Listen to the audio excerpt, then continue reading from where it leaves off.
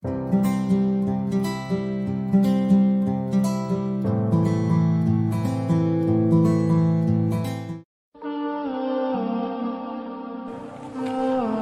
pertanyaan dari Mas atau Mbak ini Acun ya, dari Kuningan, bahwasanya Buya mau tanya bagaimana jika ada orang yang tidak mengikuti 4 madhab dengan alasan mereka 4 imam madhab juga menyuruh kita mengikuti hadis yang sahih. Benar. Pertanyaannya bagaimana kalau kita tidak ikut madhab Malik, madhab Imam Syafi'i, madhab Imam Ahmad, madhab Imam Abu Hanifah? Ini gimana? Alasannya adalah karena mereka memang menyuruh kita mengikuti hadis yang sahih. Idza shahal haditsu fa huwa madhhabi. Para imam mengatakan kalau hadis sahih itu madhabku. Benar itu. Benar. Kalau memang Anda sudah sampai derajat tahu itu, ya Anda tidak boleh ikut madhab. Wong hadis sahih aja nggak ngerti. Kalau Anda sudah bisa tahu hadis sahih, terus bagaimana Anda memadukan antara hadis yang sama-sama sahih bertentangan? Misalnya mujtahid gak boleh ngikut 4 madhab. Lah ini mengatakan hadis sahih pun menurut Imam Bukhari, dia belum berijtihad urusan hadis. Dia itu urusan hadisnya jiplak Imam Bukhari. Coba suruh tasahih hadis sendiri, bisa atau tidak? Kacau loh. Itu orang paling sombong yang menantang orang bermadhab itu. Bermadhab itu keharusan para ulama. Imam Syafi'i mereka mengamalkan hadis-hadis sahih. Ada ini termasuk virus ini. Ini termasuk, makanya kalau kita merentet penghancuran akidah itu, kalau kita bisa susun, yang pertama adalah Allah, Rasul. Setelah Rasul ada 2 cabang.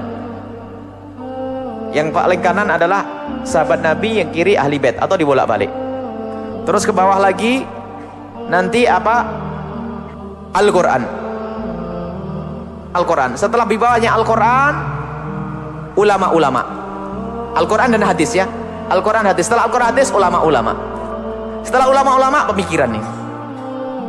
Ada orang yang pengen merusak Islam dengan cara tinggalkan ini semuanya, langsung ke Al-Quran, ke hadis. Sebetulnya ini merendahkan. Diputus kita dari ulama. Nggak boleh ikut madhab Imam Syafi'i, Imam Ahmad. Coba orang yang sombong itu suruh ke sini, tinggalkan semua madhab, tak kasih buku Al-Quran dan kitab 6 kutubus sittah, ente sholat kalau bisa. Ayo, sampai mati tidak bisa ngerti caranya sholat itu, dijamin itu. Ngintip buku gurunya itu yang sama-sama anti madhab, ngintip juga sampean. Nggak boleh ngintip gurunya, ngintip itu paling sombong. Mau ngintip kok ngaku nggak usah ikut ulama, nggak bisa orang. Ayo bawa hadis, semuanya pakai hadis. Sok Allahu Akbar, hadisnya apa? Nggak hafal. Berarti saya nggak jadi karena saya nggak tahu hadisnya. Jadi sholat nggak pakai takbir ya? Iya, karena hadisnya nggak hafal saya. Dalilnya nggak tahu. Kabirau, aduh lupa dalilnya. Ya nggak pakai sudah. Fatihah, nggak hafal dalilnya. Orang paling dungu itu menolak Imam Syafi'i. Yang pengen tahu dalilnya suruh datang kepada ahlinya, didatangkan dalilnya kalau dia nggak ngerti. Kalau Anda tidak tahu bukan berarti tidak ada, karena Anda bodoh belum tahu gitu saja, sadar beres. Lo kok menuduh Imam Syafi'i goblok, ini kan kurang ajar. Menuduh Imam Malik goblok, ini kan kurang ajar. Kalau tidak tahu tanyakan, ada yang kasih tahu dalilnya nanti. Karena orang tidak tahu itu, sesuatu yang tidak diketahui kan belum berarti tidak ada. Saya nggak tahu ada duit di bawah kasur nih ya. Apakah artinya nggak ada? Nggak ada, bukan, karena saya nggak tahu. Kalau Anda tidak tahu tanyakan, jangan Anda mengatakan itu nggak benar, Imam Syafi'i itu adalah sesat karena begini, dalilnya palsu dan sebagainya. Masya Allah, tahlilan nggak boleh, tawasulan nggak boleh, segala macam akhirnya. Tahu-taunya apa? Kalau mau duduk, lah ini yang anti tawasul, anti tahlil, mohon kami tunjukkan dalilnya kuat dari Al-Quran dan hadis Nabi SAW.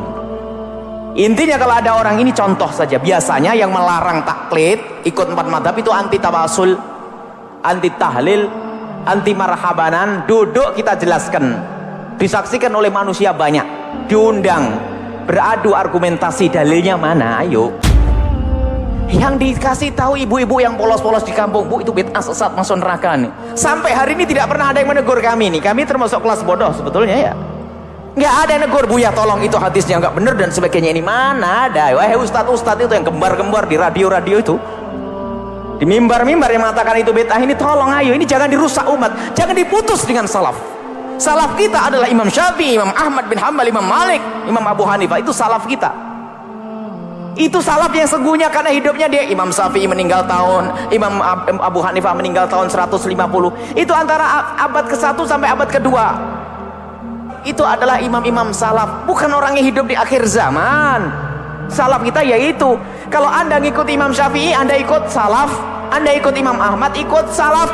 Jadi salafi yang sesungguhnya ya anda itu yang ngaku salafi tapi nggak mau ikut madhab, bos, itu goblok. Bagaimana? Ini permasalahan nih, akidah dipecah belah oleh umat.